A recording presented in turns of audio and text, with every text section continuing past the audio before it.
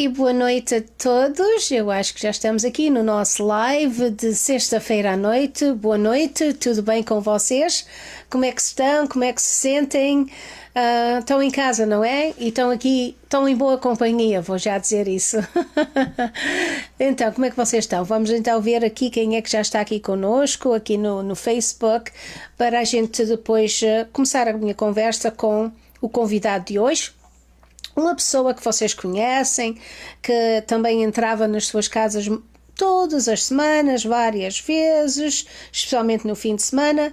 Eu estou a ver, sim, já cá estou, e é isso mesmo que eu queria ver, era esta imagem, que é para ver quem é que já está aqui conosco. Já temos aqui um número de pessoas e agradeço imenso a sua companhia. A Nelly Faria, olá. O Brandon também está, o John Teixeira, a Nanda Dias, a Fátima Antoni. Eu quero que vocês comecem a pensar em perguntas. O que é que querem saber sobre este senhor que é o meu convidado desta noite? Para não ser só eu a fazer as perguntas, a Paulita Pacheco, olá, obrigada também por estar aqui conosco. A Eduarda, olá Eduarda, tenho saudades das conversas com as meninas da terceira, vamos ter que fazer uma conversa um dia desses. Quem está aqui? A Normanda Carvalho também, from Fall River. Hello, Fall River. Fall River, eu vi as notícias que o Mark Dennis comprou aquele bonito prédio em Fall River. Fantástico, parabéns ao Mark Dennis. Esperamos de um dia destes. Eu já lhe fiz o convite para estar aqui, mas ele é muito ocupado. Ele anda a colher as rendas de toda a propriedade que ele tem, certamente. A Maria Silva, olá Maria, está connosco também. Já temos aqui um grupo de pessoas fantásticas. Obrigada por estar aqui comigo, por fazer companhia. Hoje um dia um pouco estranho, não é? Mais medidas a serem apresentadas pela província do Ontário para manter os números do Covid, para combater o Covid-19. Walter, hello, Wally. Está connosco também. Olha lá, Isabel está na Espanha. A Isabel está na Espanha. Eu sei disso. A Teresa, olá Teresa, uma das Teresas, que tem sempre 2 ou 3 Teresas comigo. E então hoje, como foi apresentado aquelas medidas novas onde alguma construção que não é necessária, não tem bem a definição de qual é essa construção. Eu acho que vai só que tiver a ser feito construção em prédios que talvez para casas de pessoas com necessidades. Ou hospitais, ou estradas, talvez o Metrolinx ali na Eglinton, talvez essa construção vai continuar, porque essa nunca vai ter fim, não é? Essa certamente vai continuar. Depois estão a dizer que não podemos estar fora, senão com as pessoas da nossa família. Os parques também não podem ter pessoas, os jardins de crianças, like a children's playgrounds, também não, que não faz sentido, porque muitos desses também estão em escolas e as pessoas daquela área também usam. Não pode haver camping, não pode, tudo, golfe também, não pode haver golfe. Eu não vejo que nada do que foi apresentado hoje vai fazer uma diferença. Olá, temos que fazer o live contigo, é verdade, vamos ter que fazer esse live. Olá Patrícia também, boa noite a ti. E eu sei que eu não vejo isto realmente a fazer grande diferença. Nelly, ok, tem aqui já uma pergunta para o Bill Muniz. Talking to Bill, my cousin is married to Bill's cousin Manu. Isso já é muita gente. Uma casa com Bill cousin is married to Bill. Ok. A tua prima é casada com a prima do Bill é casada com a tua prima. Is that it? É assim. Eu não vejo. A única coisa que está aqui que é muito preocupante, na minha opinião, é o facto que a polícia pode parar as pessoas só para perguntar a tua morada, a qualquer hora do dia, qualquer hora da noite, a perguntar a tua morada e para onde é que vais e vão decidir se a razão que vais dar a eles é uma razão válida para continuares para onde tiveres que ir.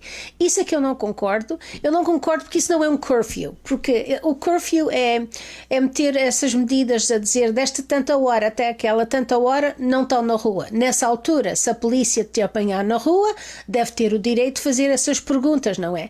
Agora, a qualquer hora do dia, a qualquer altura, não faz sentido. Isso é uma invasão da minha liberdade de poder andar sozinha no meu carro para onde eu quiser ir, não é? Porque não estou a contaminar ninguém dentro do meu carro.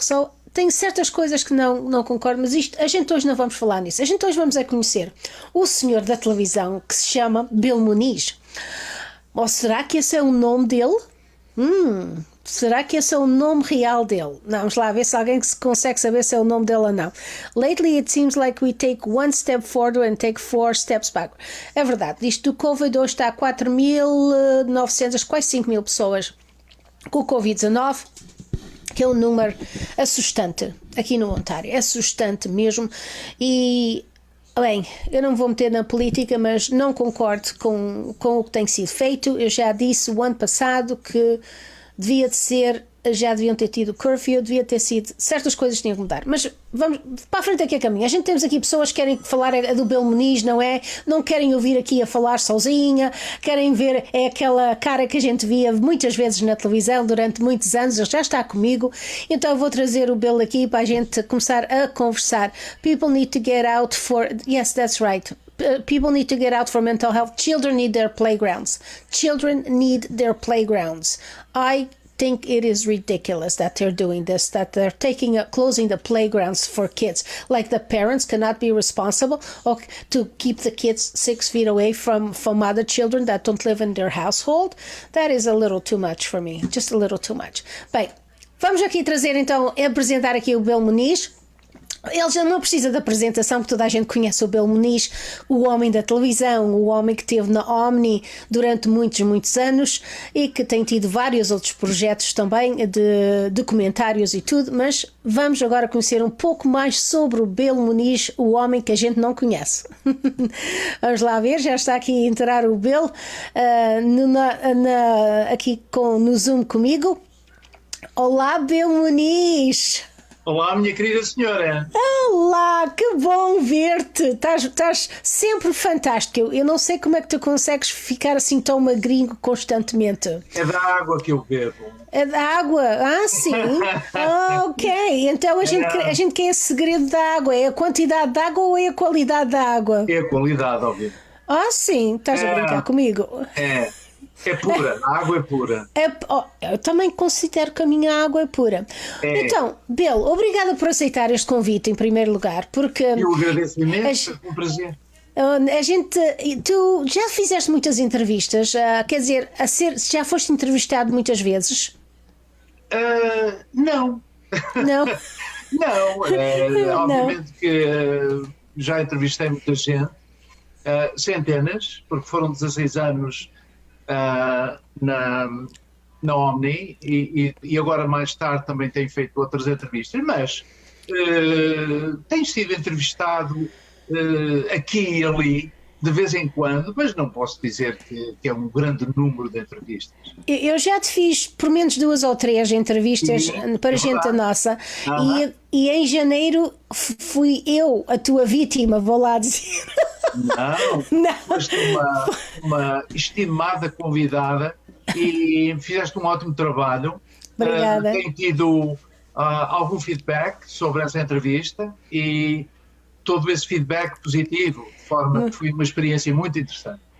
Para mim também foi uma experiência muito interessante, porque eu fiquei-me a lembrar de coisas que tinha feito na minha vida que já não me lembrava, e se não fosse tu a fazer aquelas perguntas, aquilo estava quase esquecido, não é? Só foi muito interessante. Dar-nos a oportunidade de a gente refletir e relembrar.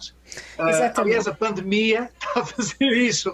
As pessoas estão a ficar em casa, estão a rever fotografias que já não viam há anos. Cada fotografia é uma memória. E tenho falado com muitas pessoas do meu conhecimento que têm feito uma série de marchas atrás, devido ao tempo que têm em casa.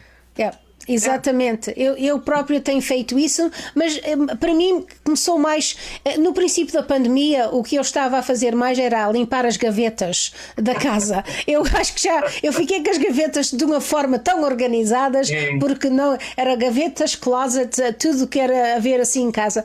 E depois, isto foi em 2020, 2021 tem sido as minhas coisas pessoais e aquelas memórias, como estás a dizer, que se não fosse a pandemia realmente não, talvez isso não tinha acontecido, não tínhamos o tempo, não tínhamos o livre de estar em casa tanto tempo. Bill, eu tenho algumas perguntas para ti. Espero que sim. Tenho algumas perguntas. Vamos começar. There's people saying I enjoyed Bill's interview with you. Well, thank you. This is not about me today. Today is about Bill. It's also about you. Yeah. It's Bill, also about you. Yeah.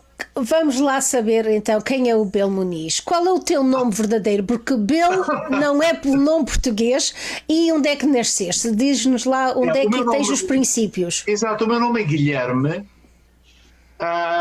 e a tradução literal para o inglês é William, e daí Bill, que é o diminutivo de William. E foi assim que me começaram a chamar Bill, porque o lhe de Guilherme é impronunciável em inglês. As pessoas dizem e não consegui. Então foi Bill. Eu nasci num lugarejo de 100 pessoas, uma aldeia muito gira, na Ilha do Pico, freguesia das Ribeiras, que se chama Pontas Negras. Yes, beautiful. E que eu, quando era criança, chamava-lhe Pontas Cor-de-Rosa, porque eu adorava essas pontes. São pontes vulcânicas que se projetam no mar. Há 3 delas ali embaixo, junto ao mar, e daí o nome Pontas Negras. Ok. E quando é que emigraste para o Canadá? E foi com a família ou foi já como adulto sozinho? Eu emigrei em 1964, com 19 anos de idade, vim sozinho. Vim um pouco à aventura. Eu tinha aqui parentes, mas não tinha parentes diretos, que fossem, por exemplo, como pai ou mãe, ou que me fizessem carta de chamada. Não, eu tinha um padrinho aqui que se responsabilizou por mim e que me facilitou a vinda, aliciando com a promessa de que a educação aqui, a instrução universitária era grátis, o que não era em Portugal, na altura. Portanto, eu vim com 19, escapei à tropa e devo dizer que, como filho único, essa foi uma das razões. Tive muita pressão dos meus pais para escapar à guerra no ultramar. Sim. Eu não queria emigrar. Eu sentia-me feliz em Portugal. Queria ser professor de línguas, tinha os meus amigos lá. Sabes como é? Sim. Se bem me recordo, Nelly, tu também não querias vir para aqui. Não. Também não queria, pela mesma razão, não queria deixar os meus amigos, ia para o liceu, tudo isso. Mas foi assim, e depois fui para a escola, pouco depois de chegar. E lá nos Açores, então, estavas a estudar, não era? Estudavas aonde? Nos Açores foi interessante, porque eu fiz a escola primária e depois a escola primária era só até à 4ª classe. Pois, isso é o que eu tenho de escola em Portugal, 4ª classe. E depois, para ir para o liceu, tinha que tirar o exame de admissão era extremamente caro para mim ir para o liceu, porque eu tinha que ir para a Ilha do Faial, onde havia um liceu, na Horta, era o único liceu naquela região. Portanto, havia a diária, tinha que ser pago os livros dos professores e tudo isso. E eu, com a idade de 10, 11, não havia dinheiro. A minha família não era pobre, mas também não era rica e vivíamos confortavelmente, mas não havia dinheiro para investir na educação. Para ir para o liceu. Portanto, eu fui trabalhar com o meu pai durante 4 anos. Ele era alfaiate, eu trabalhei com ele.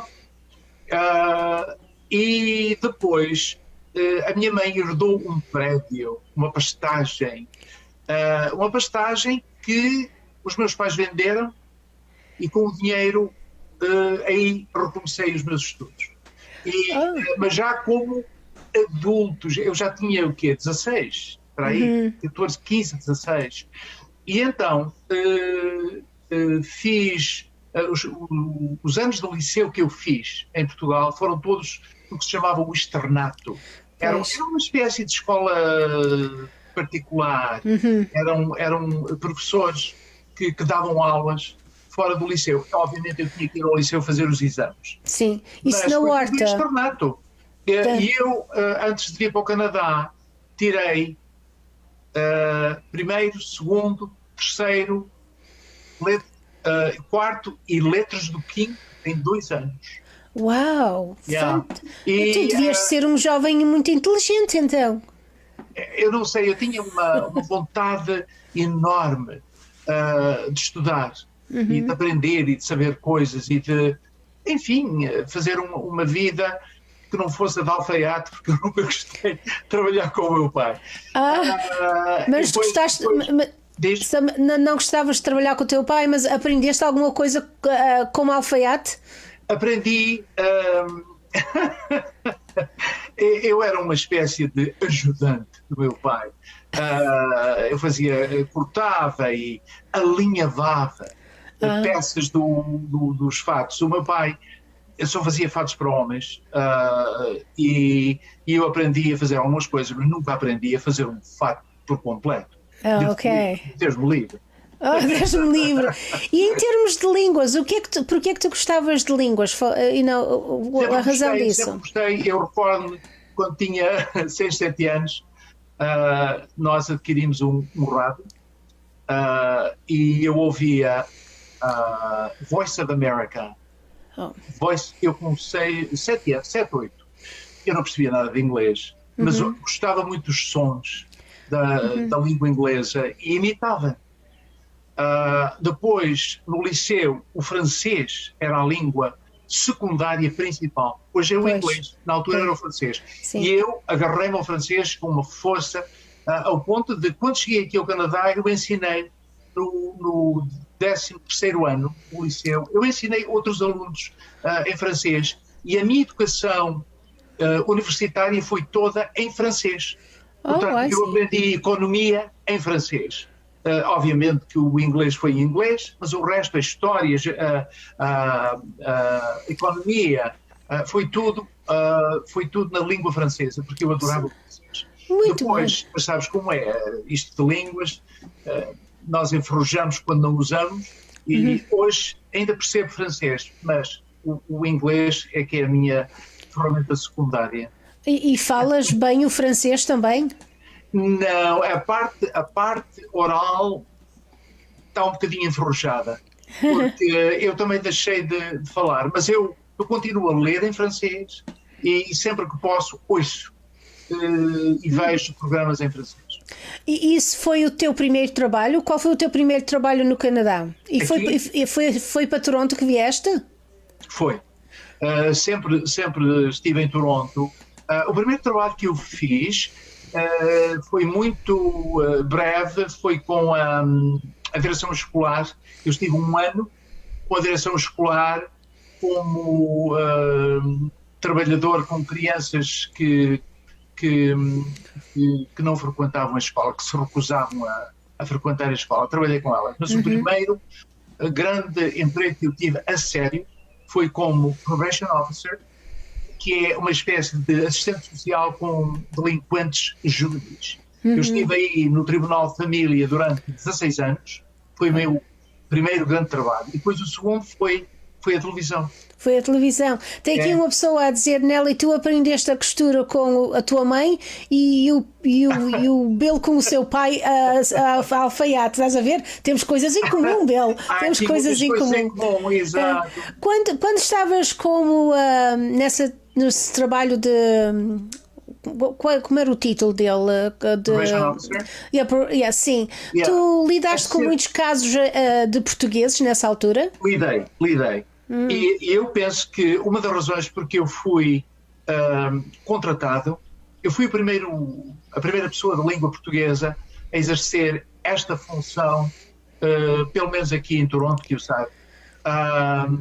E uma das razões é que havia um número cada vez maior de delinquentes juvenis na comunidade portuguesa.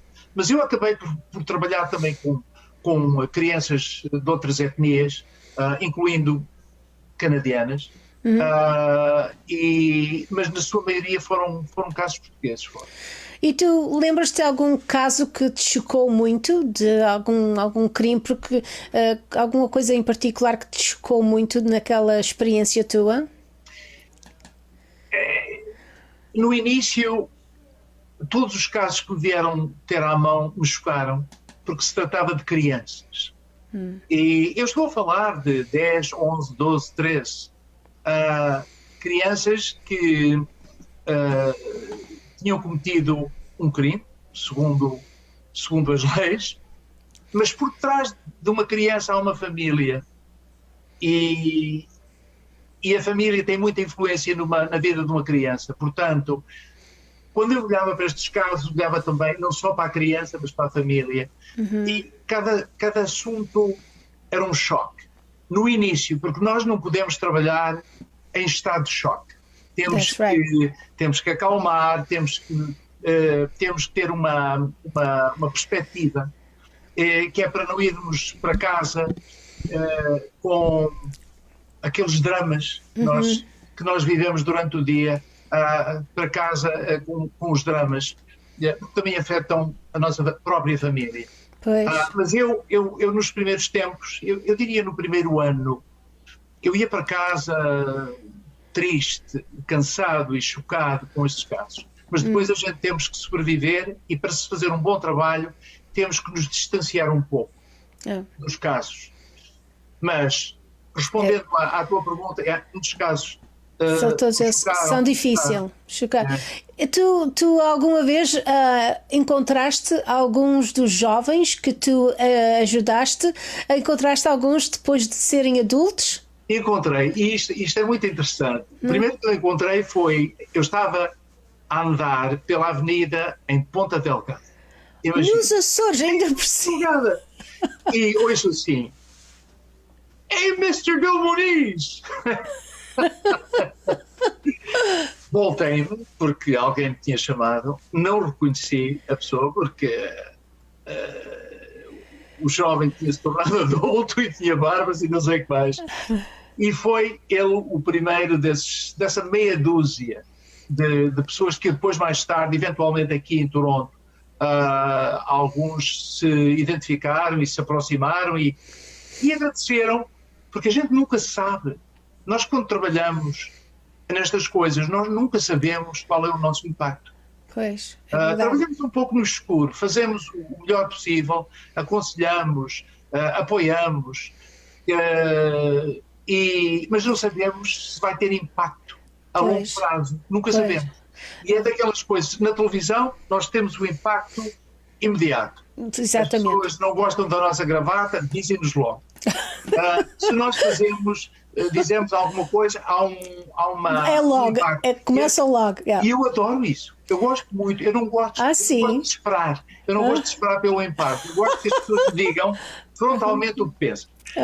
Mas neste caso, nós nunca sabemos. E só depois, 30 anos depois, se alguém se aproxima da gente e diz: "Bill Muniz, olha, naquele dia eu estava assim e fiz assim e o Bill Muniz ajudou-me", é muito gratificante ouvir, mas nós nunca sabemos na altura se estamos ou não a fazer algo. Isso é fantástico saber e de conhecer essas pessoas assim depois de tantos anos. Nesse teu trabalho tinhas muito envolvimento com o Children's AIDS e as tuas recomendações muitas vezes paravam lá, não é? Nós tínhamos autoridade de pedir ao tribunal para colocar certas crianças fora de casa, fora da família, e aí nós tínhamos que usar habitações, que algumas delas fornecidas pela Children's Aid, mas há outras chamadas group homes, que são também, por assim dizer, negócios particulares, são casas particulares, pessoas que se dedicam a tomar conta destas crianças durante um período indefinido. Foster homes, right? Eu estava a dizer com a Children's Aid muitos anos. Não, pois. Então, como é que foste para a televisão? Como é que aconteceu a situação da televisão? Eu quando trabalhava no Tribunal de Família, eu sempre gostei do aspecto visual das coisas, a parte auditiva e a fotografia. Eu recordo-me uma tia minha da América, quando eu tinha, 14 anos, foi a Portugal de visita e levou-me, ofereceu-me uma Kodak. Não sei se tu te recordas de umas Kodaks que eram verdadeiras caixas. Sim, nós olhávamos assim para baixo e não sei quantos. E ela ofereceu-me uma máquina fotográfica e eu comecei a tirar fotografias e gostei muito. Aqui resolvi tirar cursos noturnos na Ryerson sobre produção televisiva. Mas isto só para meu prazer. Eu jamais pensei que ia fazer televisão. Nunca. Mas isto era uma coisa particular, porque eu gostava de fazer pequenos projetos, pequenos vídeos, e ainda hoje gosto. E, portanto, aprendi. E depois, um amigo meu, que fazia parte de uma mesa de consulta da CFMT, Canal 47, ele disse: Bill, eles andam à procura de uma pessoa portuguesa que não tenha muita experiência na televisão, mas que tenha experiência na assistência social, nos assuntos, nos problemas da comunidade, porque o que se está a fazer neste momento é notícias, telenovelas, mas não há um debruçar sobre os problemas da comunidade, e a comunidade estava a se manifestar de uma maneira muito dramática. Era a violência doméstica, era o problema contra os gays, era o problema disto, era o problema daquilo, e nós não temos ninguém, na altura, que se queira dedicar a estes assuntos. Eles necessitam. Eu fui fazer um teste. Eu disse: mas isso é interessante, só que eu nunca tinha feito televisão. Eu fui fazer um teste, entrevista, eles mandaram-me fazer uma reportagenzinha de 4, 5 minutos. Imagina o que eu fiz. O Martim Silva tinha sido eleito vereador naquele ano. Sim. Eu fui à City Hall, fui à Câmara Municipal e fiz uma reportagem que envolvia o Martim Silva e uma senhora que fazia a limpeza. E eu quis mostrar que os portugueses não era só limpeza, embora a limpeza seja muito importante, mas que também podíamos ocupar outros espaços na Câmara Municipal. Yeah. E eu fiz assim 4 minutos, uma brincadeira. Imagina, eu tremia quando fiz aquilo. Tremia de medo e sem saber bem o que é que estava a fazer. Eu esperei 6 meses e eles aceitaram-me. E eu lá fui em fevereiro de 89, me parece, e a senhora Madeline Ziniak, Madeline, a minha grande patroa, sim, excelente pessoa. Disse: olha, ela está no Facebook, a Madeline. Ela disse: tu vais começar a fazer com um programa, Atualidades. Na altura era outra pessoa que o fazia, dentro de 6 meses. Porque eu disse: eu necessito de estagiar, eu necessito de praticar.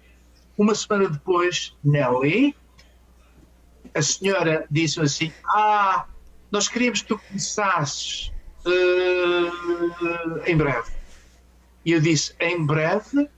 E ela disse: ontem.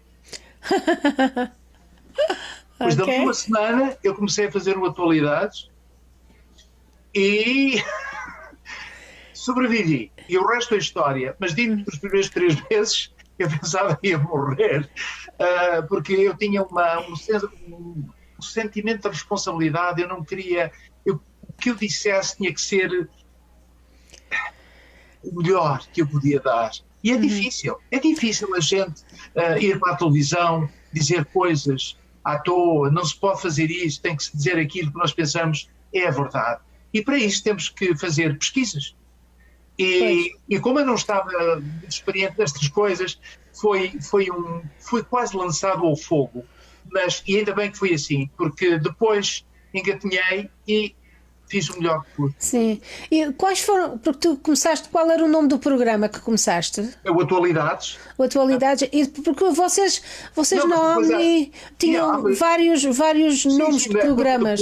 Depois eu acho que foi 3 semanas depois, a Lídia Ferreira foi contratada, e nós os dois começámos a fazer o Atualidades.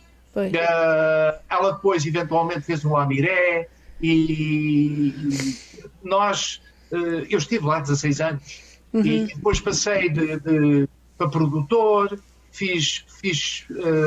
produzi vários programas, vários especiais, fui produtor das notícias durante 5 anos, e depois em 2005 aposentei-me, porque eu queria fazer documentários, e eu não podia fazer documentários como produtor não independente. Portanto, eu estava a trabalhar para a Rogers e eu não tinha autorização de fazer documentários.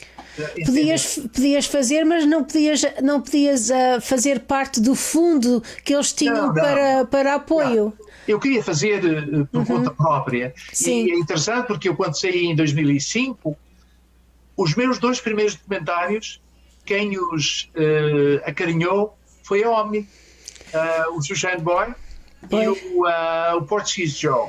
Foram eles que custearam as despesas. Fantástico. E como é que foi essa experiência? Gostaste dessa experiência de ir de empregado, de funcionário da Omni para produtor independente, a vender o produto à Omni? Como é que foi essa experiência? Foi fantástico, mas deixa-me dizer que a experiência na Omni, que se chamava CFMT, algumas pessoas ainda se recordam desse nome, com certeza. Sim. Foi uma experiência única.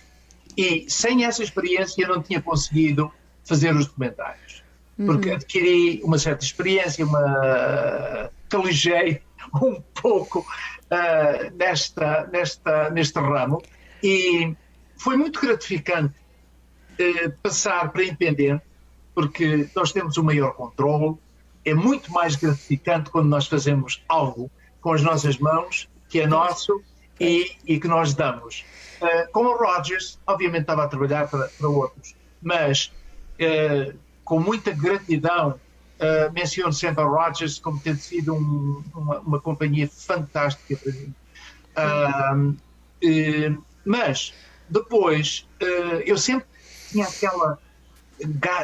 aquela vontade de querer fazer documentários. Eu queria fazer documentários, eu sei lá, é um pouco de ego, me parece, mas também é um pouco de paixão, sabe? Sim. Quando nós somos apaixonados por uma coisa, nós queremos fazê-la. Absolutamente. Não importa qual o preço. Neste caso, o preço foi sair do conforto de uma companhia, de um salário fixo, garantido, para uma aventura que nós nunca sabemos como é que é. Nós recebemos o dinheiro, mas há despesas, e nós é que somos responsáveis pelas despesas. Tu sabes como é? Absolutamente, sei. Mas foi uma experiência única. E porquê que escolheste fazer o documentário sobre o Emmanuel Jacques? Porquê o documentário?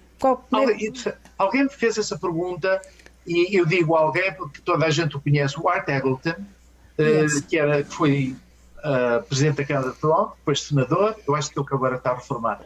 E eu, quando o convidei para ele ser entrevistado para o documentário, ele disse: mas depois de tantos anos, porquê mexer nisto? E eu disse, eu acho que a minha resposta, se bem me recordo, foi porque convém sempre relembrar estas coisas. A morte de uma criança é sempre uma tragédia, sobretudo nas circunstâncias em que o Xuxain boy foi a morte Sim. do Shane. Absolutely. E para muitas pessoas, para não se esquecerem desta tragédia e se calhar relembrar o rapazito que poderia cair no esquecimento se a gente não se lembrar da história dele. Pois. Eu confesso, eu tive várias pessoas à minha volta que me motivaram. A ideia não foi só minha. Eu tive a ideia, mas fui motivado por outras pessoas que disseram é a altura de nós recordarmos o Emmanuel Jacques e até certo ponto não é bem uma celebração, mas é uma memória em nome dele. E foi isso que eu tentei fazer, um memorial. Eu nem sequer estava aqui quando ele morreu, eu estava em Portugal em férias, e depois quando cheguei, que ouvi esta tragédia, foi em agosto de 78. Talvez, 77, 78, sim. 78.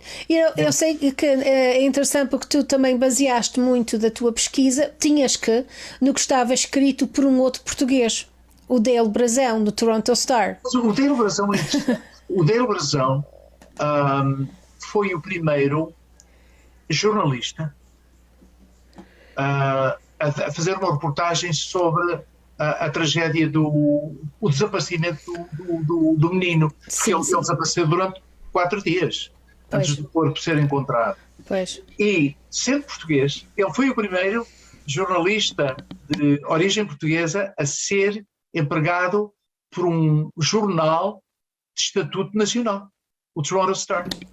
Exatamente.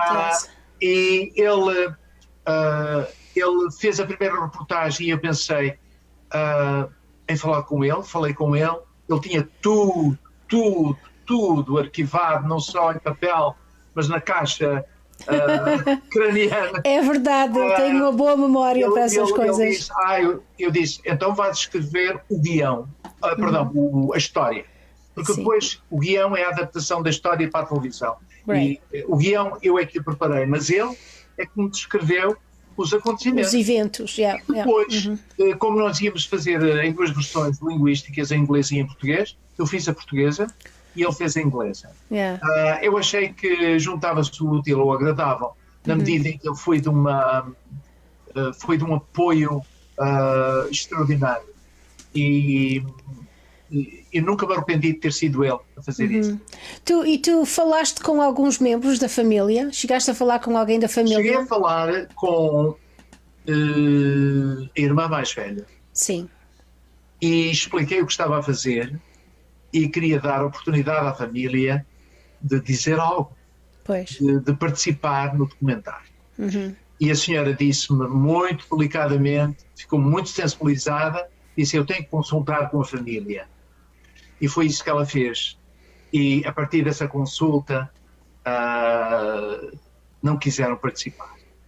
Aliás, a família eu fiz este documentário em 2006. Eles na altura ainda continuavam de luto depois de tantos anos.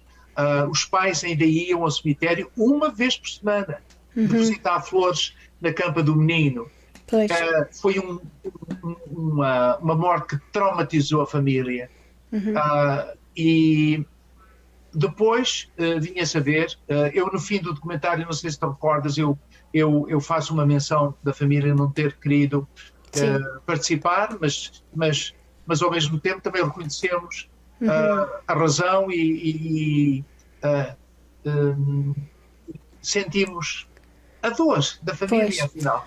Foi uma morte trágica. No dia em que nós fizemos o lançamento do documentário, o pai morreu. Eu vim a saber. Foi o próprio Dale Brazão que me comunicou essa ele morreu. Mas eu presumo, os irmãos estão vivos, obviamente. Sim, eu falei com um irmão uma vez também, quando 25 anos de Hickley, não é? Dos que estavam na prisão, que estavam a pedir para sair, e eu fui à procura Yeah. e falei com a irmã também. Mas depois dessa, que é uma história que está para sempre, agora a Omni tem acesso a essa história ou é tua? Não, foi durante 10 anos. Ok, agora é tua, não é? O contrato foi durante 10 anos para eles passarem quantas vezes. Sim. Eu devo dizer que eu tive várias pessoas que me disseram: Bill Muniz, nós gostamos daquele documentário, mas tantas vezes. Já apareceu tantas vezes. E, na verdade, apareceu muitas vezes. E, às vezes, o que é demais cansa. Yes. Eu, pessoalmente, gosto de ver o meu trabalho.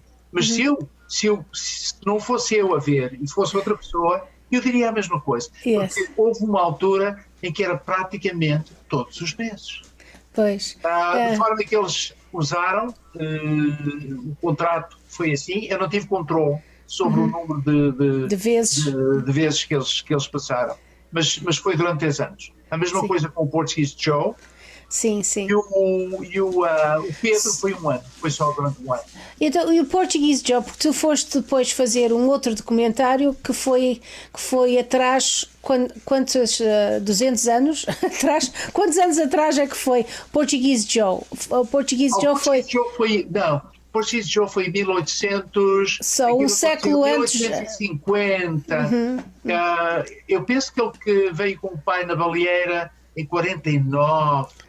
1849. Mas depois ele foi ter a British Columbia, onde ficou e onde exerceu um papel importantíssimo no desenvolvimento da indústria pescatória, em que eu quase que não queria, não é verdade, eu quase que não acreditava a influência que ele teve. Houve uma pessoa, o diretor do museu marítimo em Vancouver, ele disse: Portuguese Joe, analfabeto, ele é o responsável pela modernização da pesca na Colômbia Britânica. E eu fiquei assim a olhar para ele. Uau! E o Portuguese Joe era natural do Pico, não era? De um lugar chamado Calheta de Nesquim. Calheta de Nesquim, conheço muito bem. Estive lá em 2019. Exato. Mas ele, obviamente, naquela altura não voltavam, saíam e não iam. Ele nunca mais voltou. Mas teve uma influência enorme, sobretudo nas comunidades nativas. Ele casou, como sabes, com a primeira mulher, 2 casamentos. A primeira mulher era neta de um monarca nativo, e depois a senhora morreu depois de um ano e ele casou com uma outra senhora nativa. Portanto, ele teve uma influência enorme nas comunidades nativas da Colômbia Britânica, sobretudo no que diz respeito à pesca. Ele ensinou-os a fazer redes, ensinou-os a pescar com redes, porque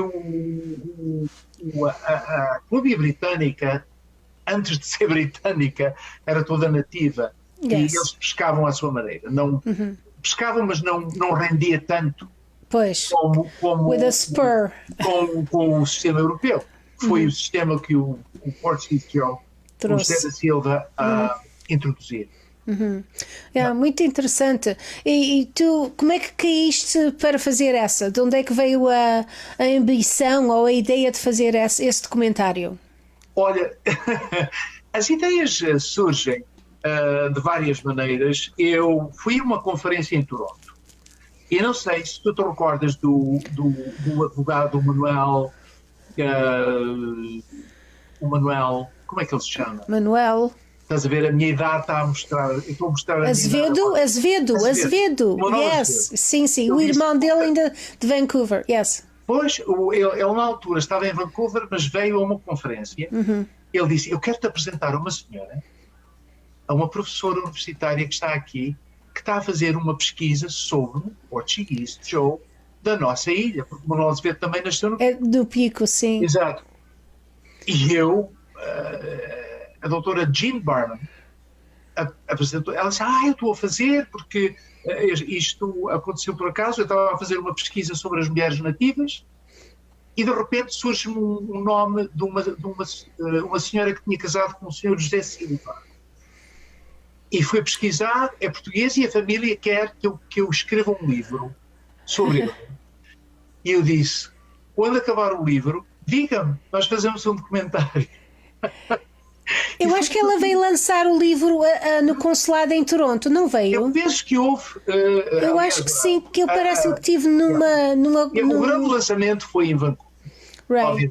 obviamente. Mas depois terá sido aqui também. Eu acho que sim, através do consulado houve uma apresentação do livro e parece-me que até veio um familiar também. Sim, é capaz de ter havido um tetranet, não sei quem. E parece-me que isso aconteceu aqui em Toronto. Pois, mas eu não fui a esse lançamento. Só que quando a senhora acabou o livro, contatou-me e a partir daí ela colaborou. Foi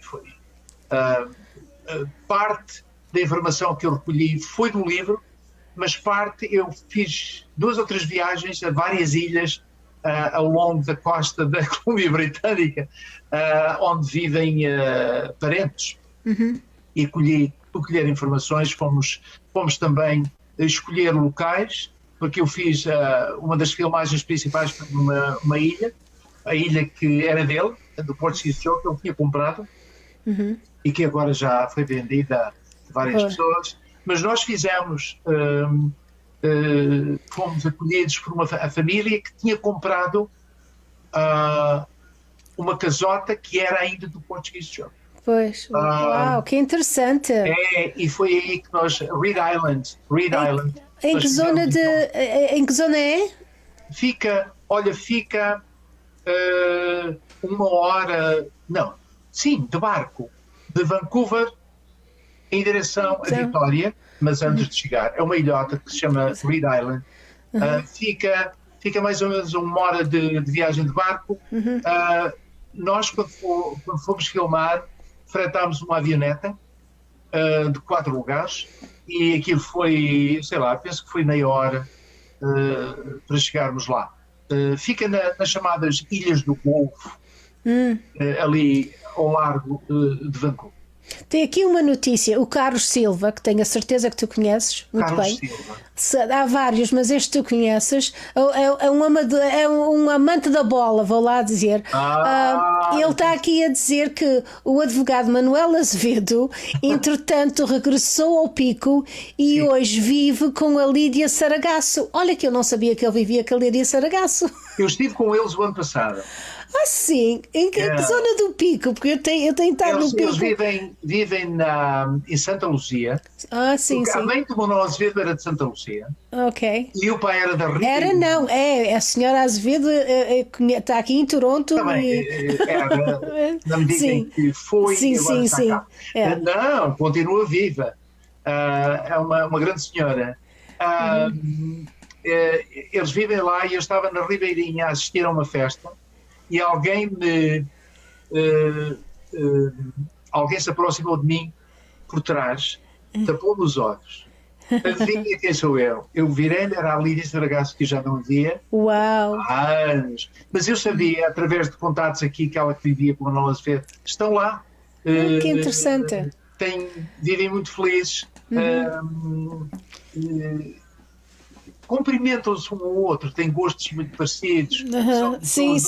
Eu agora, em ver os dois, eu concordo contigo. Concordo contigo. E muito artísticos e têm uma série de interesses em comum, parecendo a viver muito felizes. Muito bem.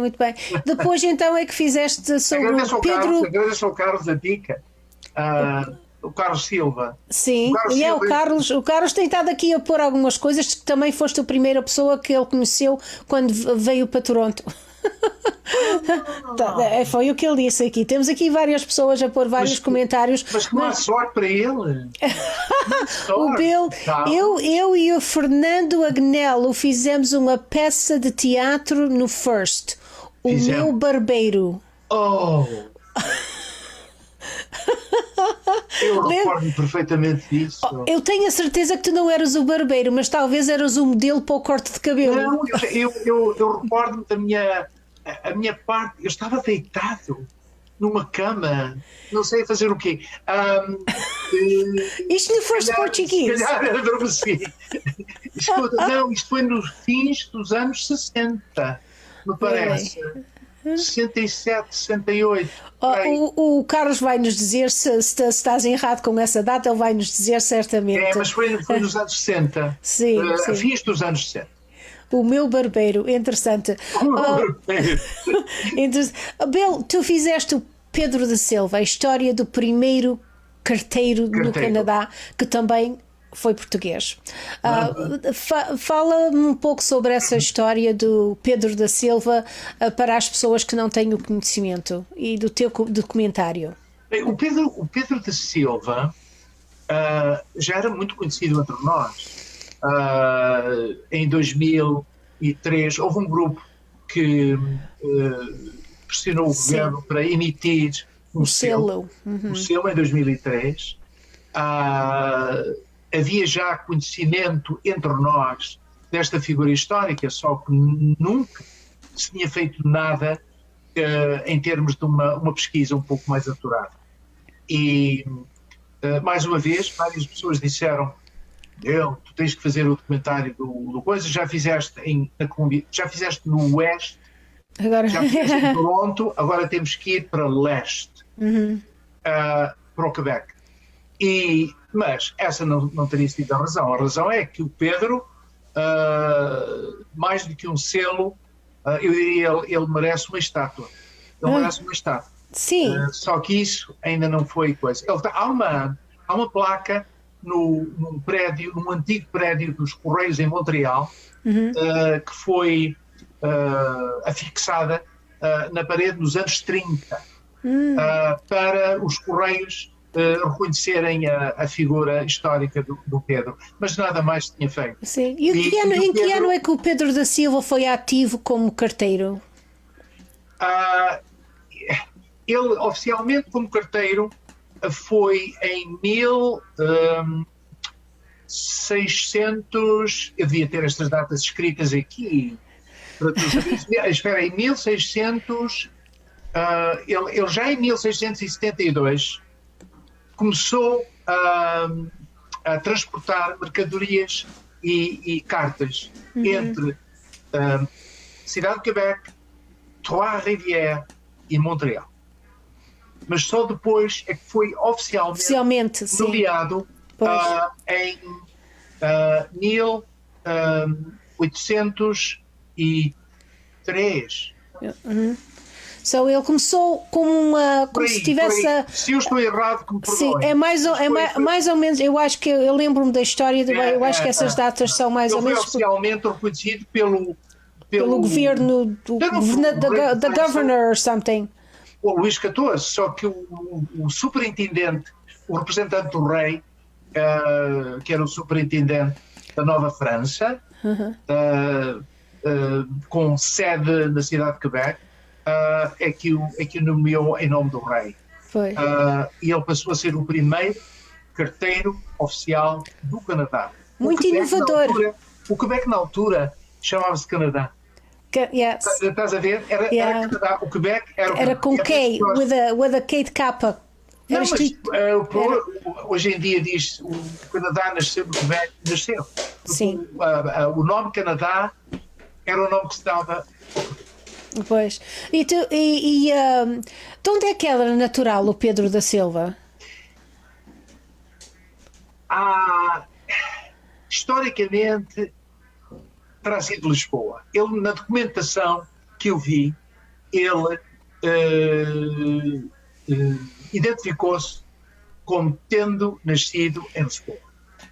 Mas, na altura, Lisboa era a única cidade de Portugal que era conhecida. E às vezes as pessoas, embora nascessem fora de Lisboa, diziam Lisboa, pois, para serem reconhecidos e não haver confusões. Há ideia de que ele poderá ter nascido em Setúbal, mas não está confirmado, e que depois se tenha mudado com o pai e a mãe para Lisboa, porque o pai era mercador e Lisboa é que era o centro mercantil de importância. Sim. E de lá que saíam os barcos. Nos certificados de casamento e compra e venda de terrenos, é tudo como tendo nascido em Lisboa. Portanto, eu fui por aí. Mas eu fui à Torre do Tombo, onde está tudo ativado e mais alguma coisa.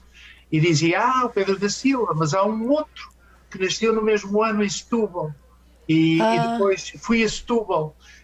Mas o nome dos pais, havia uma confusão com o nome dos pais, porque na altura as escrituras não eram assim tão apuradas. De forma que eu acabamos por escolher Lisboa como sendo o lugar mais lógico. Sim. E esse documentário, como é que as pessoas podem ver esses 3 primeiros? Porque tu depois disso já tens feito outros, não tens? Eu não sou uma pessoa muito mediática. E não.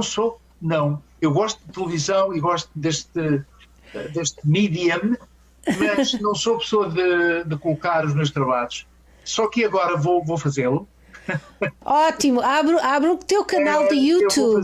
Estou em vias de... Não sei se vai ser YouTube, se vai ser um website ainda. O que é que tu aconselhas? O YouTube. É o YouTube.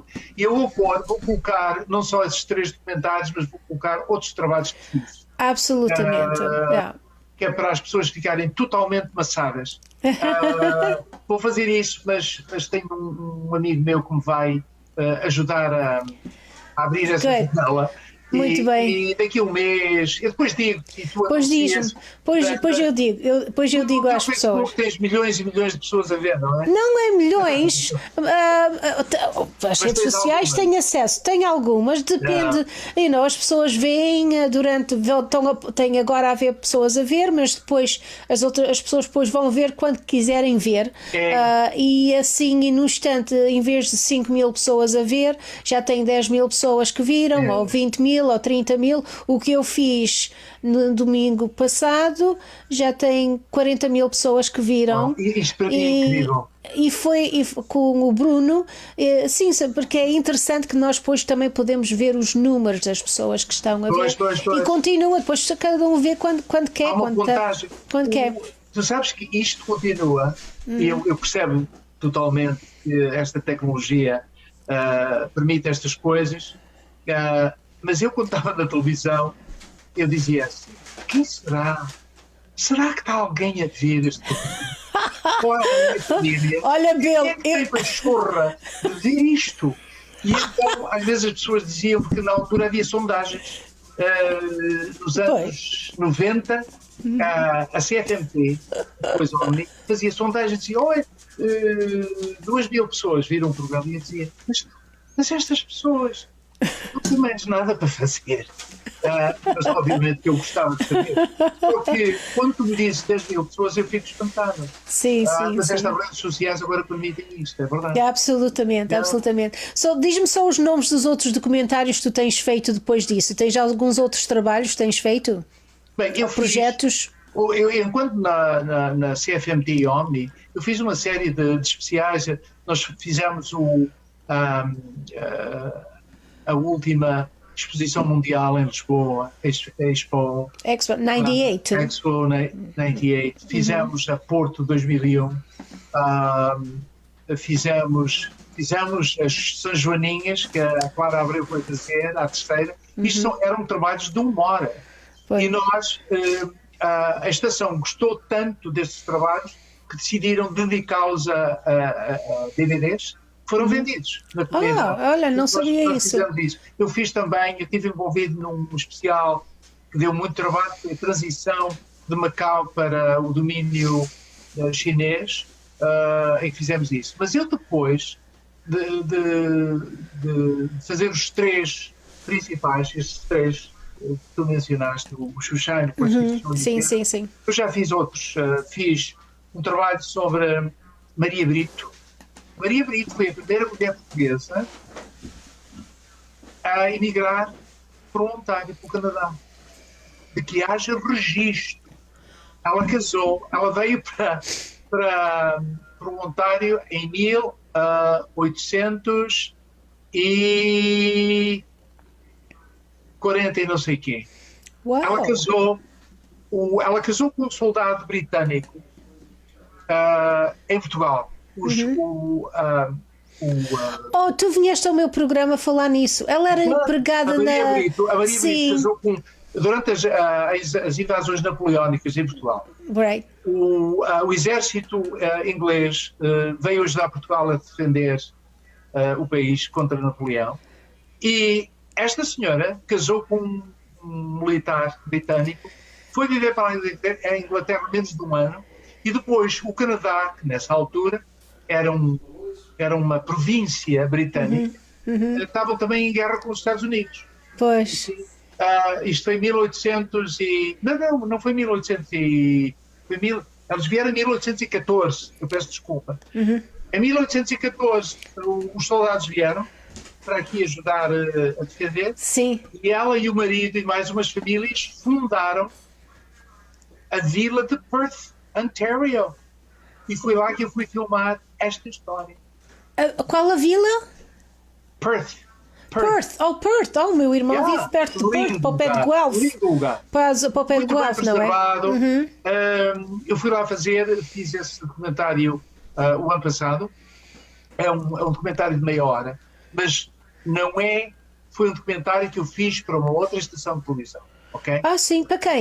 Não é meu. Não meu. É teu? O documentário eu é que o fiz, mas não é meu. Foi para outra estação. Então é por isso que ainda não o vimos. Eu ainda não vi esse documentário. Ele já passou. Já passou? Yeah. Eu não quero dizer o nome porque não sei se, por exemplo, o dono da estação ficaria satisfeito com isso. É publicidade, tenho a certeza que é publicidade. Exato, eu fiz em português e em inglês. Se eu disser o nome, tu concordas ou discordas? Eu não posso fazer isso. Eu não sou... Ok, eu não vou dizer o nome, mas eu acho que estive com essa pessoa hoje. CIA, tu estás a fazer de CIA. Ok, está bem, não vou dizer o nome. Mas essa história é interessante, eu não vi, mas agora já sei quem é que tem, vou ter a certeza de ver isso. Se calhar vai repetir. Não, espero que sim. Talvez eu vou ver se consigo para apresentar no programa de Gente Nossa. Fiz um outro em que se levanta a questão se a primeira povoamento no Canadá foi de origem portuguesa. Eu fui à ilha do Cabo Bretão, Cape Breton Island, fazer essa filmagem, também para outra estação. Uau! E saber se o grande navegador João qualquer coisa. Eu vou pedir à minha mulher para me ajudar. João qualquer coisa. João qualquer coisa. Talvez do Gaspar, dos Gaspares Corte Real. É contemporâneo do Gaspar Corte Real. Sim, porque da história que eu conheço, principalmente a Ilha Terceira, é que o Gaspar Corte Real parou em terras do Canadá muito antes que o Colombo chegou a esta costa. Pois, mas este senhor, há um cemitério no Cabo Bretão, num campo de golfe, foi descoberto nos anos 30, 1930 e não sei o quê, quando estavam a fazer um campo de golfe. E encontraram ossos de portugueses. E o grande problema é que não houve um estudo, uma pesquisa científica para identificar quem eram a época. Ok? E esses ossos estão aonde? Como é que sabem? Num monte em Great Britain. E como é que sabem que é de portugueses? Houve a tradição oral, houve nativos de 1500 e não sei o quê que viveram lá desde essa altura, disseram que eram portugueses que estavam ali enterrados. Mas nunca houve um estudo arqueológico. Eu sinto-me muito embaraçado por não me recordar do nome, mas a minha mulher tem que ser a mulher tem sempre aquela memória, aquela memória muito mais fixa em números. João Fagundes.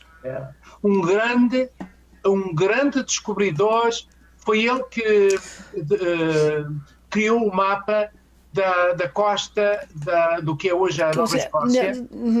Yes. Isso temos a certeza. Ele teve na terceira.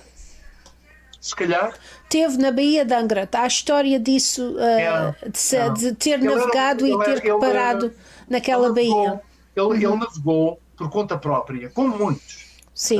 Na altura. Havia duas maneiras de descobrir, dois tipos de descobrimentos. Havia por conta própria e havia os que descobriam por conta do Estado. Os que descobriam por conta do Estado, como foi Vasco da Gama, Pedro Álvares Cabral, eles documentavam tudo. Pois.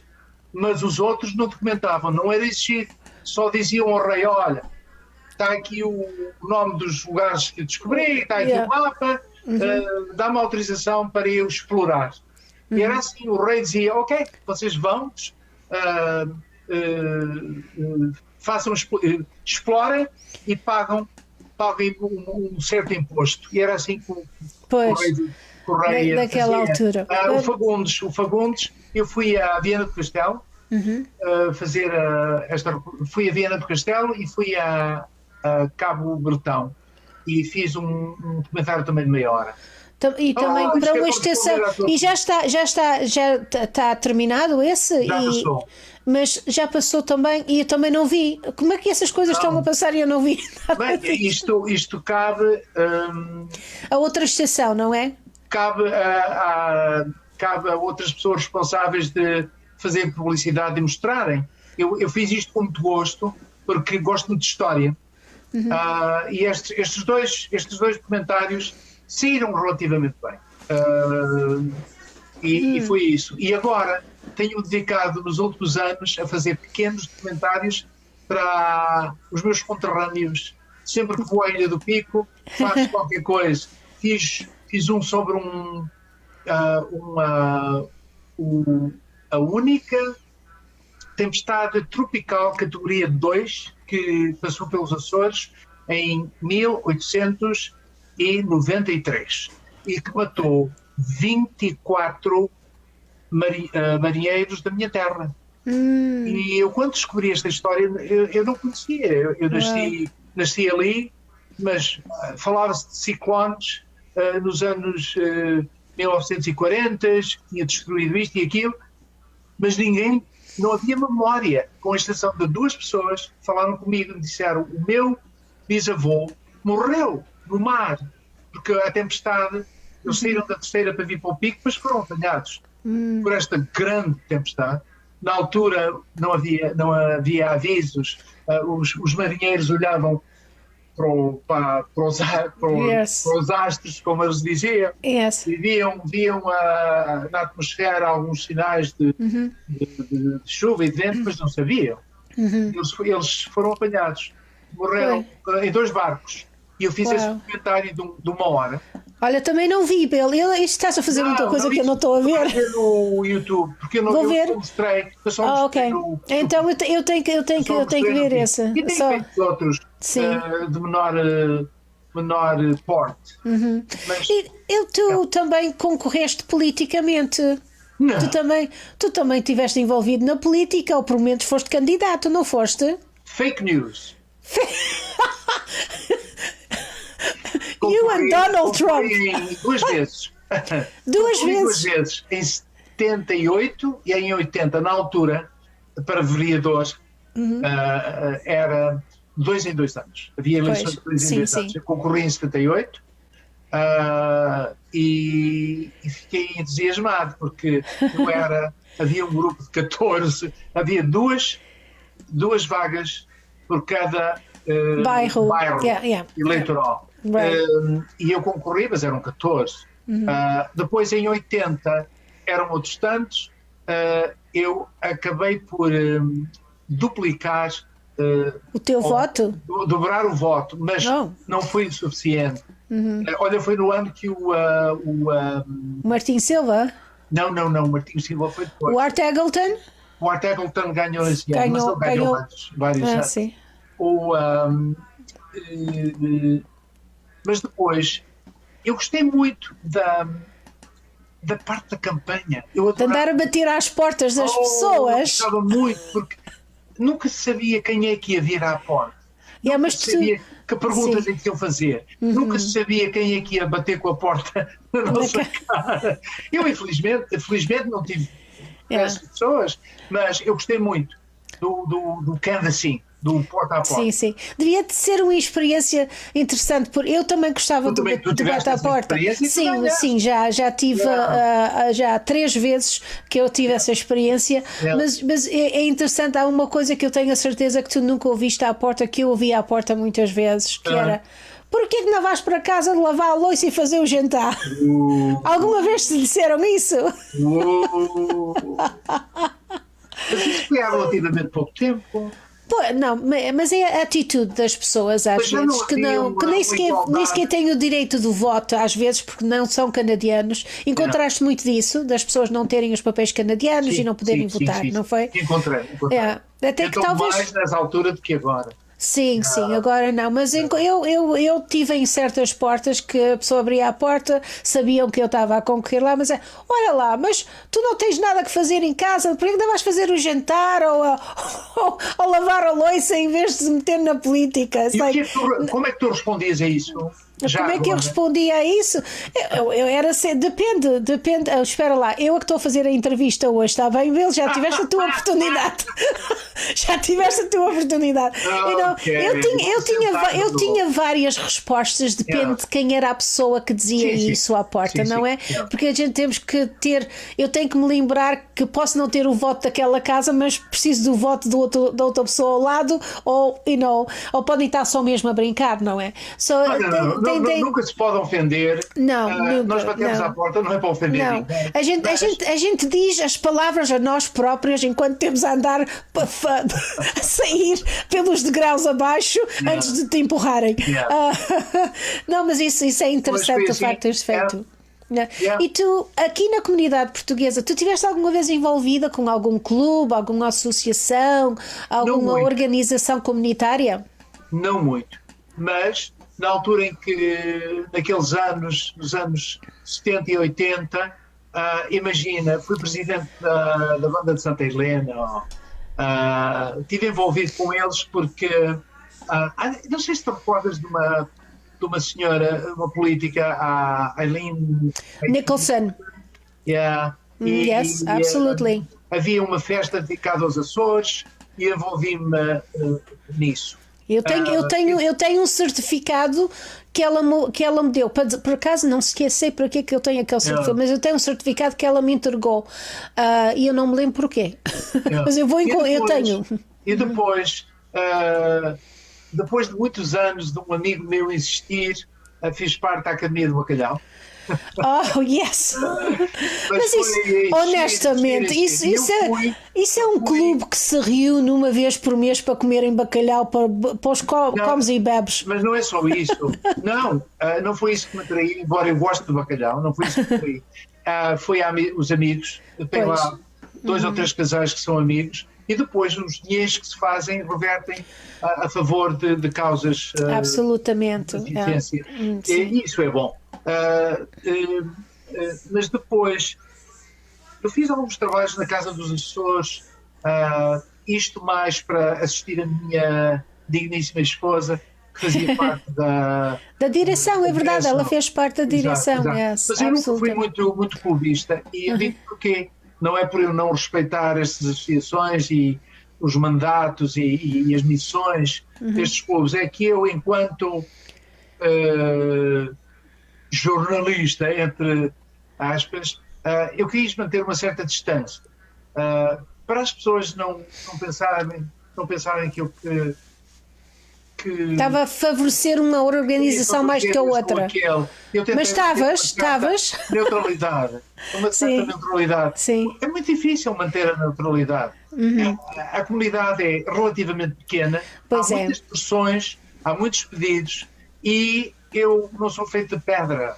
E eu acredito, todas as pessoas com boas intenções e que fazem coisas em prol do desenvolvimento da comunidade, são boas coisas. E eu concordo com elas, só que às vezes nós não podemos agradar só porque somos portugueses. É verdade. Não, eu recebia convites e às vezes não ia nem a um nem a outro, porque se eu fosse, por exemplo, ao angrense e não fosse ao Lusitânia, alguém ia falar mal. Se eu fosse a um sítio e não ao outro, mas eu tive uma noite, um sábado à noite, onde eu aceitei todos os convites que eu tinha para aquele sábado. Eu fui a 9 clubes num sábado. 9 que eu fui num sábado à noite. Eu tive meia hora em cada um. Mas foi interessante. Foi interessante. 9. E eu posso dizer, olha, começando com o Graciosa, só na Dandas havia, ali na Dandas Graciosa, depois havia aquele do Minho, que era por cima, havia 2 clubes no mesmo, era o Vitória de Setúbal e um outro, o Arsenal do Minho, ali na Dandas.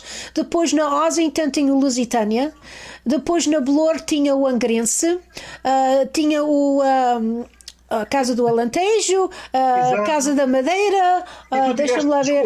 Deixa-me perguntar, tiveste que comer em todos os lugares? Não, eu cheguei, eu por acaso não fui sozinha, tinha 2 pessoas, porque a gente éramos 3 ou 4, e a gente chegava e disse, olha, eu peço desculpa, mas eu não posso ficar, mas estou aqui para só dizer alô a vocês e tudo.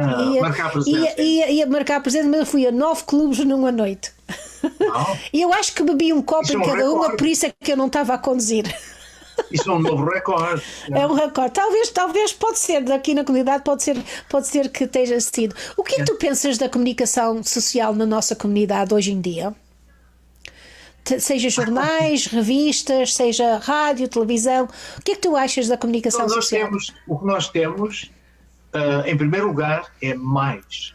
Nós temos mais televisão, nós temos jornais, não sei, temos alguns de boa qualidade.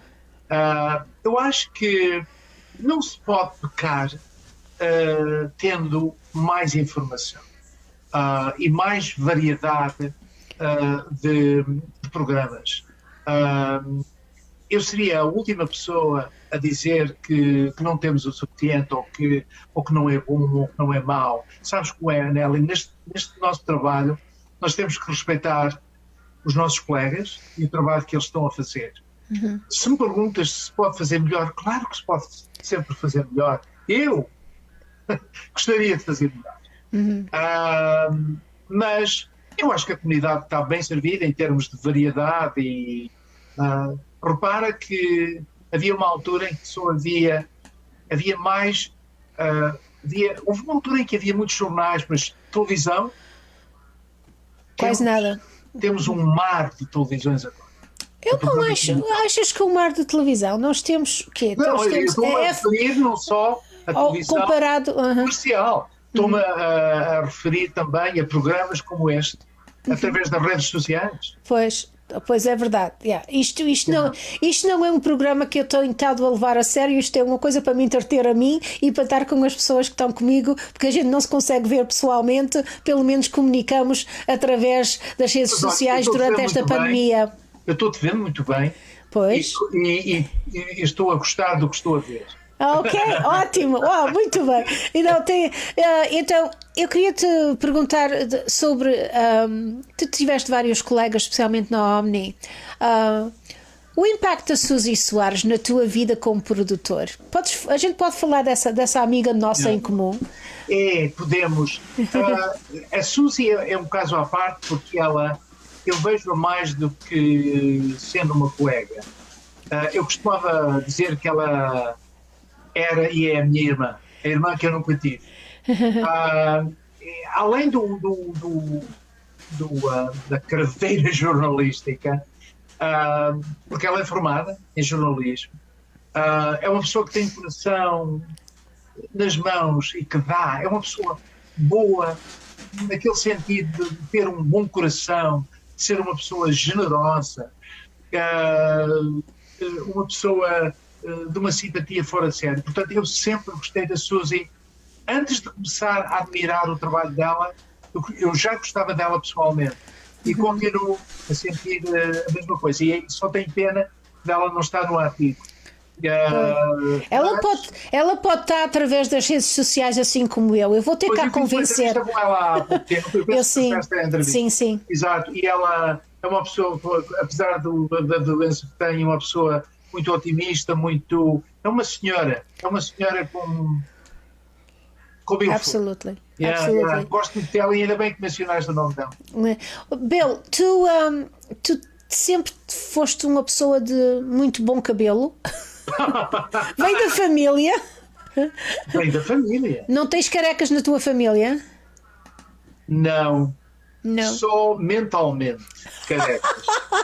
Não, o meu pai e a minha mãe tinham umas cabeleiras fora de série. Sim.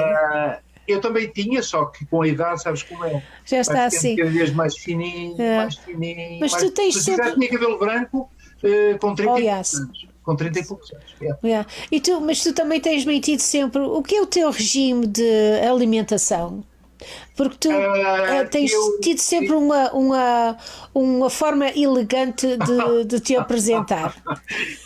É as preocupações da vida. Não, se calhar também é.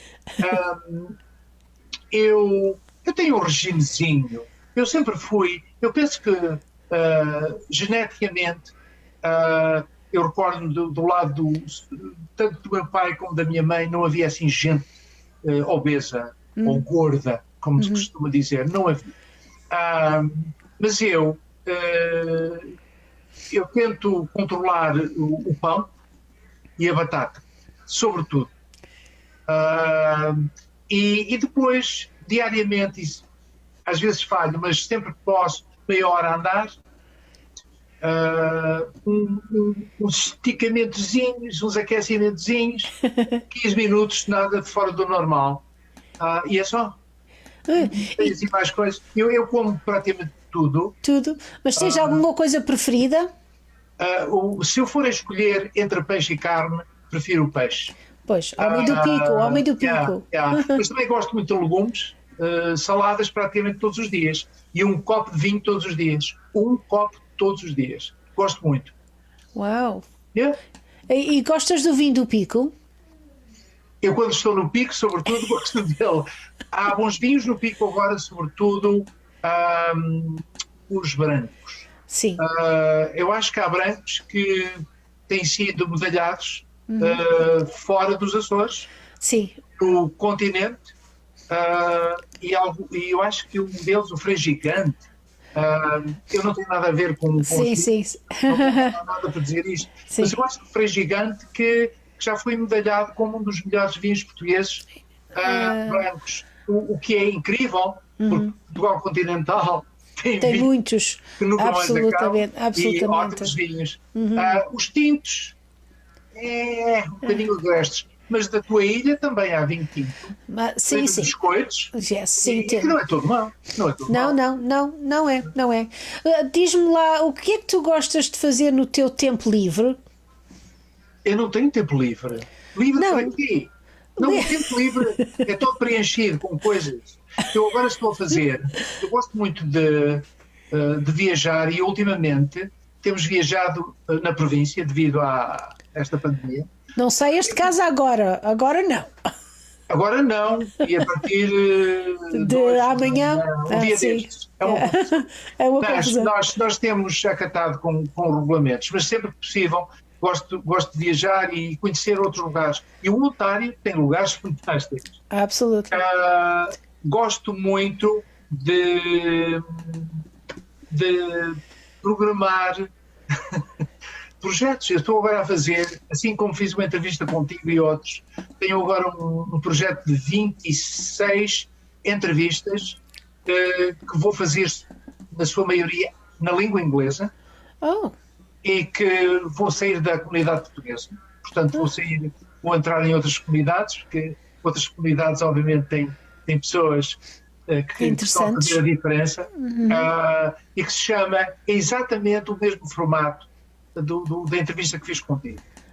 O que eu estou a fazer, eu estou a preparar agora durante estes primeiros 2-3 meses, estou a preparar as biografias, o material fotográfico, e depois em setembro, quando as coisas estiverem mais calmas, e se, por exemplo, a maioria estiver vacinada, vai ser muito mais seguro ir ao estúdio fazer as entrevistas.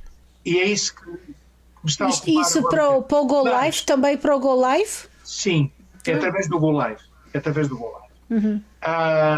Patrocínio, eu acho que já posso dizer, já foi aprovado, da Layuna. Layuna, eu já ia dizer, tinha que ser da Layuna. Não, mas eu estou, além de saber que eles têm acarinhado muitos programas comunitários, eu estou extremamente sensibilizado com a maneira profissional como eles olham para estes projetos e lidam. Absolutamente. Eu vou mencionar um nome porque ele é um senhor de gabarito. O Jack Oliveira, absolutamente. Fora de série.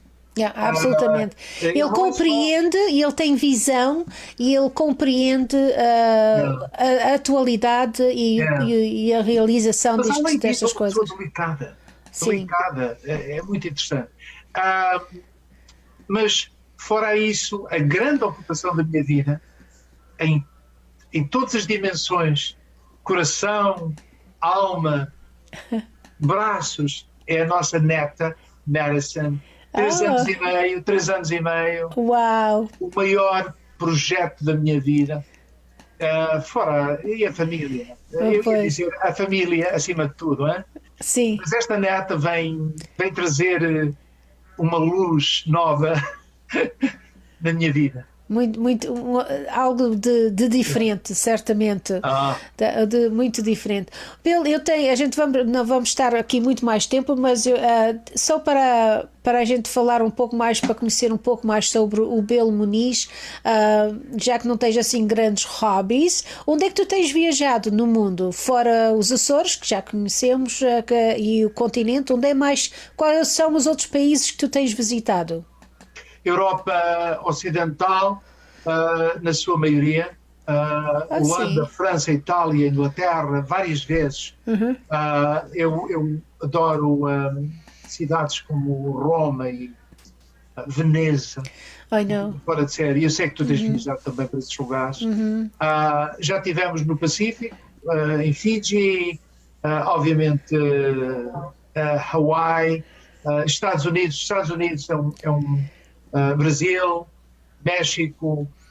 Eu viajei muito nos anos 70, 80, 90 e parte de 2000, porque a minha mulher trabalhava para a Air Canada, para a Canadian Pacific. Portanto, nós tínhamos possibilidades de viajar com alguma facilidade e eu tornei-me um apaixonado pela aviação através do emprego da minha mulher. E a própria viagem de avião também para mim é relaxante para mim. Eu gosto muito. Eu também. E o Canadá, de les a les, já viajei, não só como para trabalhar, mas também para férias. visitar.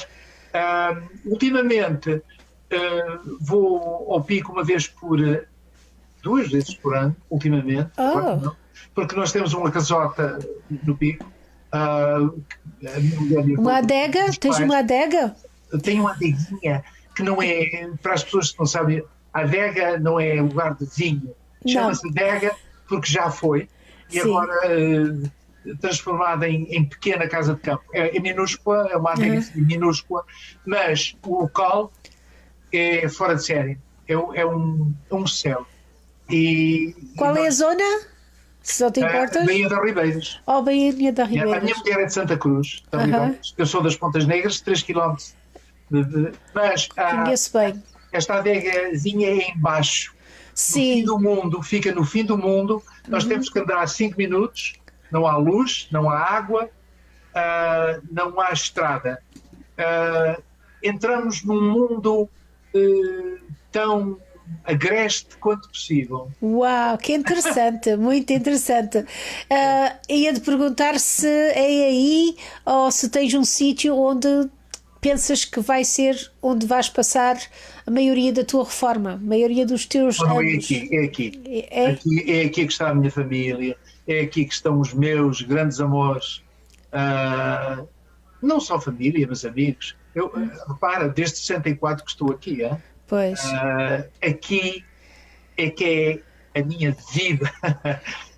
O Pico é um lugar de conforto, porque eu tive uma mocidade muito, muito interessante e muito afetuosa, rodeado de uma família muito amiga, portanto tenho memórias fantásticas, de forma que quando vou ao Pico é sempre antecipando o melhor. Não só para recordar, mas para viver o dia-a-dia, porque eu tenho pessoas muito amigas no Pico. Já estiveste no Corvo? Já estive em todas as ilhas. Muito bem. Estive no Corvo e perdi as fotografias. Mas perdi as fotografias. Na altura era roll películas e abria a câmara por engano. Mas eu quero voltar ao Corvo. Achei tanta piada aqui. Já há uns 40 anos que estive no Corvo. Oh, não, já tem mais umas casinhas. Sim, mas eles não têm espaço para muitas mais. Não tem, é verdade, não tem. Olha, Bill, eu gostei imenso de estar aqui contigo. Obrigada por teres aceitado este convite. Tem centenas de comentários aqui. Se tiveres, eu sei que tu não tens Facebook, mas eu sei que a tua esposa tem. Talvez tu possas ver o Facebook dela para ver os comentários que aqui estão. Podes até responder, se quiseres responder, mas vou-te aconselhar também a abrir uma página do Facebook. Por favor, é grátis, não custa nada. Eu vou ter que pensar nisto agora. Este é o século XXI e este é o ano de 2021, é a altura disso. Eu ainda sou um pouco um homem da minha era, do passado. Eu ainda retenho isso um pouco, só que tento avançar com os tempos, mas nunca se faz isto 100%. Eu vou pensar no Facebook. Vai pensar porque... Deixa-me agradecer encarecidamente o convite. Eu tive também muito prazer em estar aqui contigo e até à próxima, hein? Muito obrigada, Bill. Até à próxima. Espero que não seja muito tempo e quando tiveres esses projetos, então nós queremos ter a oportunidade de os ver também e de divulgar aqui à nossa audiência, tanto a audiência do programa de Gente Nossa, que vai dar amanhã de manhã, das 8 às 9. Tu vês o programa de Gente Nossa? Vejo. Vês? Certamente. Se eu te telefonar às 8 horas da manhã, se eu telefonar amanhã... Eu não vejo sempre, mas vejo quando posso. Porque depois podes ver nas redes sociais que está sempre lá também, depois de passar na televisão. Eu tenho visto alguns. Então, olha, continua com o teu trabalho e muito obrigado por esta oportunidade. De nada, Bel. Foi um prazer. Obrigada, boa noite e um alô à família. Fiquem em casa, fiquem seguros, está bem? Dá um abraço ao César. I will. Thank you. Take care. There you go. Bem, ótimo. Espero que vocês gostaram da conversa. Thank you, Mr. Muniz, for sharing your time and stories. I hope you learned something, Zelly. There's a lot of history. Muita história com Portugal. O Bill, uma pessoa que tem feito na comunicação social o seu papel aqui na comunidade e também como produtor independente. Ele sabe... porque ser produtor independente não é fácil e quando a pessoa sabe ir buscar, onde é que pode ir buscar os patrocínios a diferentes níveis governamentais também, é muito mais fácil e o Bill sabe fazer isso muito bem. Agradeço a todos, espero que vocês gostaram da conversa com o Bill Muniz. Eu vou estar aqui no domingo. No domingo tenho uma convidada muito especial que eu ainda não esqueci o que é que eu vou vestir eu não quero parecer uma pobrezinha ao lado dela. Só vou ver o que é que ainda vou inventar para aqui. Amanhã temos na televisão. Amanhã temos o programa Gente Nossa, das 8 às 9 e o programa Bom Dia logo a seguir. Vamos fazer uma homenagem ao Marcelo Neves, que passou, que morreu infelizmente domingo, parece-me que foi domingo passado que recebemos essa notícia, que ele morreu no Brasil de Covid-19. O que é que vamos apresentar mais? Algumas das conversas que eu tenho tido no Facebook, alguns dos documentários que temos estado a apresentar, temos temos também os segmentos da marca Açores, e eu acho que tenho a parte final da minha conversa com o Bel Muniz, onde ele é que me faz as perguntas. Só foi um prazer estar aqui com vocês, obrigada pela companhia, e por favor, vamos fazer o máximo possível para a gente não sair das nossas casas, não conviverem, e como eu disse antes, já disse isso hoje, mas não foi aqui, é que não é só dizer, é só o meu filho, é só a minha nora, é só os meus netos, é só a minha sobrinha, é só a minha irmã, o meu irmão que vem, com quem eu vou ver, porque é assim mesmo que o vírus anda a aumentar o número de pessoas infectadas. Ainda hoje morreu uma jovem acho que ela tinha 43 anos, que os amigos da Terceira Canadá levaram numa refeição a ela e ao marido no dia 3 de abril, quando fizemos as refeições para a Páscoa, e ela, como já estava numa situação de necessidade por causa de problemas médicos, apanhou Covid, esteve no hospital e faleceu hoje às 4 horas da manhã.